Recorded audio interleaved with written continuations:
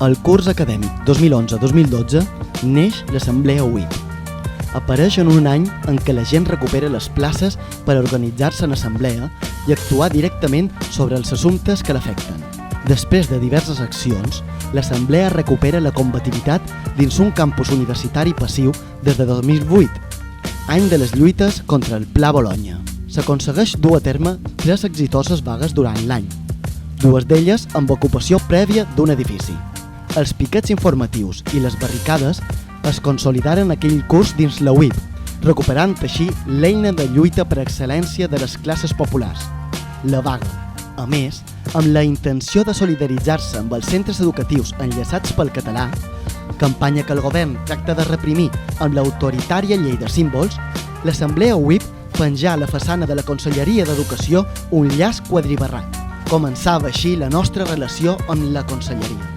El 22 de maig de 2012 es convoca vaga educativa a tot l'Estat, però no fou secundada pels sindicats de les Balears. L'Assemblea UIP va aprofitar la vinentesa per entrar a la Conselleria d'Educació amb la intenció de romandre-hi fins a entregar les reivindicacions que portàvem exigint tot l'any.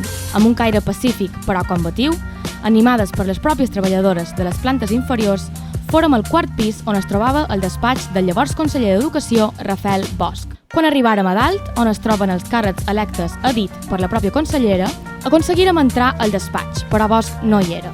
Allà de dins es varen viure moments de tensió, fins al punt que un estudiant fou agredit per la cap de gabinet del conseller, Ana Maria Rodríguez.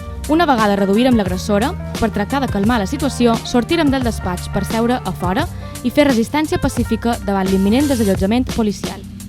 Una vegada ens expulsaren de la conselleria, fórem retingudes i identificades. L'endemà, la nostra acció va obrir gran part dels informatius, tant locals com autonòmics, però no d'una manera neutral i amb voluntat informativa, sinó per assenyalar-los com violentes. Ens acusaven d'haver agredit a Ana Maria Rodríguez.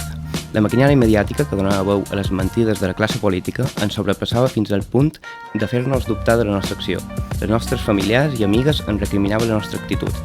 Estàvem desorientades, enfonsades, preocupades. Però ens recuperàrem. Ens reafirmàrem en la nostra acció i, sobretot, en les nostres reivindicacions.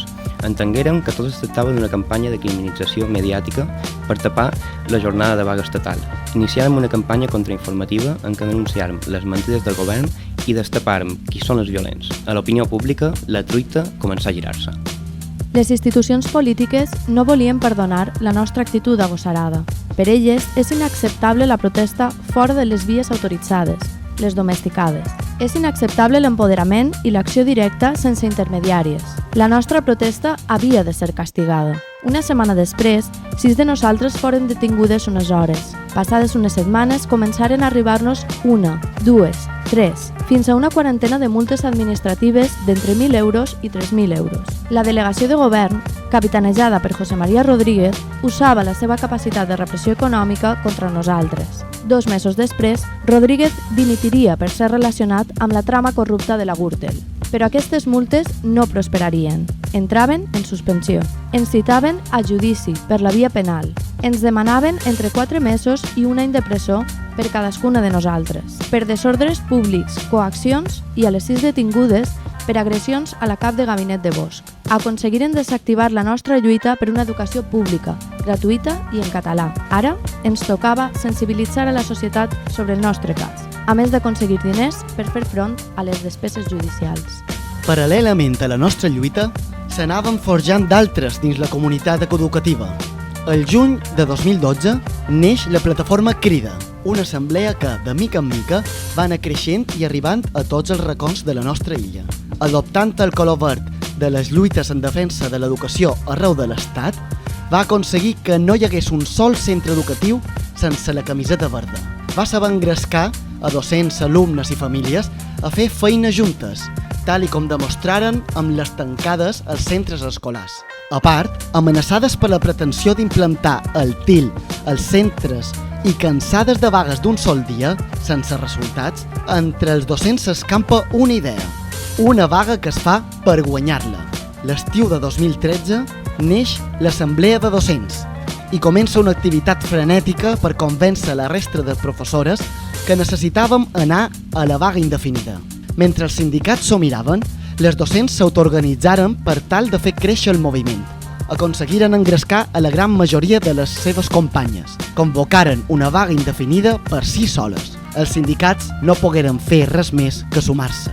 La vaga indefinida va durar 3 setmanes, la més important de la història de la nostra terra. Una vaga recolzada per les alumnes, que també participaren fent piquets, i amb la solidaritat de les famílies que buidaren les aules no portant-hi a les més petites. El 29 de setembre de 2013, una marea verda de més de 100.000 persones inundava ciutat per recolzar les docents. S'estava escrivint la història. Mesos més tard, les docents varen vèncer. El TIL fou anul·lat per no haver estat consensuat amb la comunitat educativa. Nosaltres deixàrem de ser l'Assemblea WIP per convertir-nos en les encausades conselleria. Necessitàvem una campanya, un lema que involucrés a tota la comunitat educativa. Necessitàvem fer una acció viral aprofitant la gran onada social en defensa de l'educació pública. La campanya Jo també hi hauria entrat fou tot un èxit de participació. Recollirem la solidaritat d'una 90 d'organitzacions de diverses ideologies i camps de lluita. Fins i tot en recolzaren des de l'altra banda del Mediterrani, Astúries, Castella, Andalusia, el Principat, el País Valencià, etc. També les persones anònimes foren molt importants. Aconseguiren emplenar les xarxes socials de fotografies amb el lema docents, estudiants, famílies, treballadores, artistes, escriptores, dibuixants, músics, catedràtiques. Ara tothom ens coneixia i recolzava. Havíem acabat de girar la truita.